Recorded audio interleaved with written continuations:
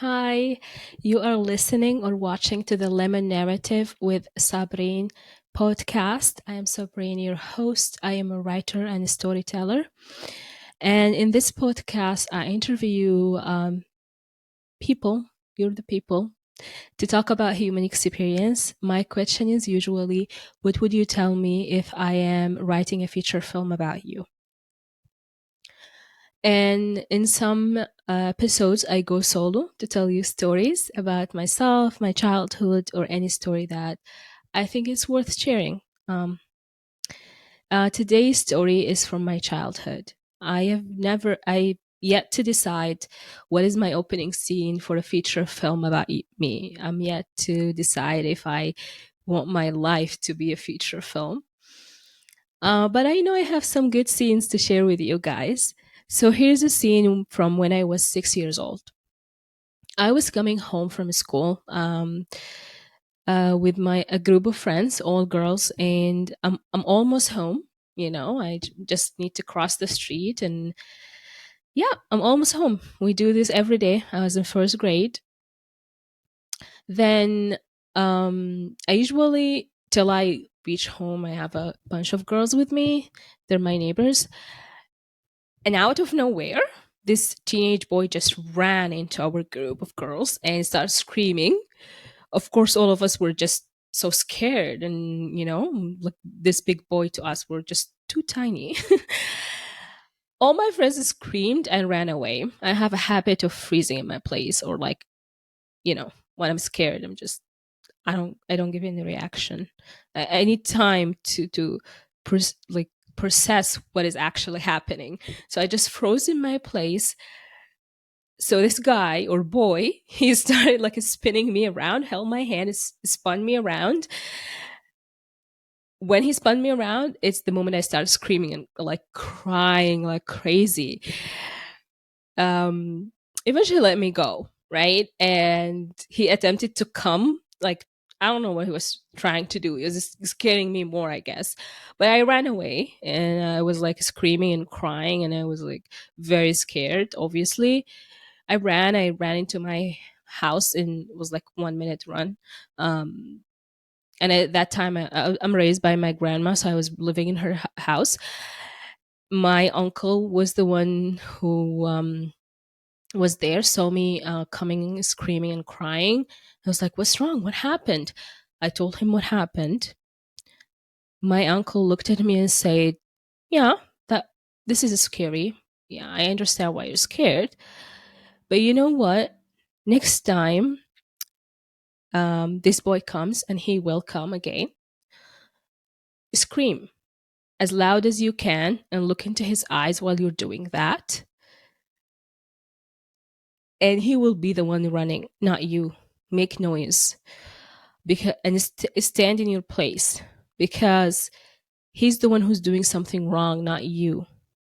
You're just coming home, minding your own business, and he decided to attack all of you girls." And I just honestly I didn't understand what was my uncle was saying, right? And he said, "Target his eyes. Um, while you're looking at his eyes, make sure there's dirt or like whatever, and just throw it at his eyes." And I said, "Okay." He's like, "Okay." And I was like, "Okay." I don't think I understood or like comprehended what my uncle was teaching me until now, right? After I met so many bullies in my life, after I stood my ground, I don't know, for decades now, couple of decades. And after that boy came back and I stood my ground and screamed as loud as I can while looking into his eyes. And he was like, "Oh, no, no, sorry, sorry." And then he ran away. I remember I remember this story in particular long time ago when it's not a long time ago. It's a couple of years ago when I started working with children. Some parents were bullies. I was living in a different city in Canada in which I was a very I was a minority. I'm always a minority, but in this particular city, yeah, I was the only hijabi um, in my work. And, you know, this parent came and he said, Aisha put my child in timeout way too many times this past week. And he was looking at me. I was like, me? He said, yeah. I said, last week I put your child in timeouts. He said, yeah, a couple of times a week. My kids said Aisha did that. And I said, well, that happened in front of my supervisor and her manager. This parent asked for a meeting, an urgent meeting after work. And he asked for me in particular. Like he picked me. He's like, this girl, you know? And I was like, I'm not Aisha. That's not my name.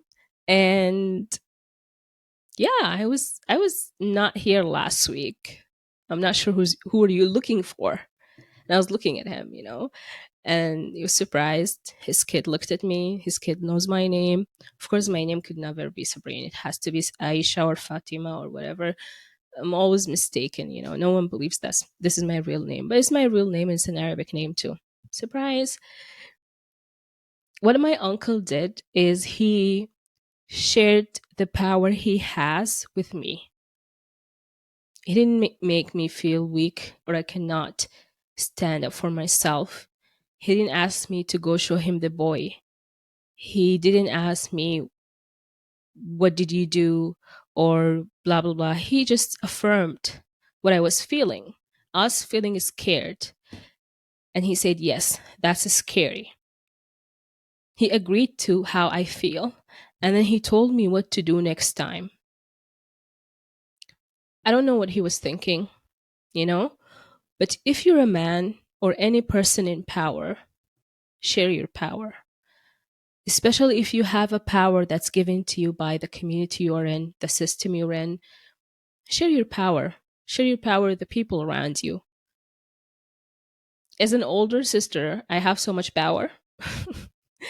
And having power is not fun, to be honest, in my opinion. I love sharing my power. I love giving some of it to the person, to my siblings, to I love sharing power. So if you're someone who's in power, empower the people around you. Give them the opportunity to stand up for themselves, to show up for themselves, while letting them know that you have their back. That's very important. This is the lesson I got from that. Whenever I remember that story in particular, and I wanted to share it with you today. Thank you for listening. And thank you for watching. You've been listening to the Lemon Narrative with Sabreen, and I'll see you next time with an amazing guest.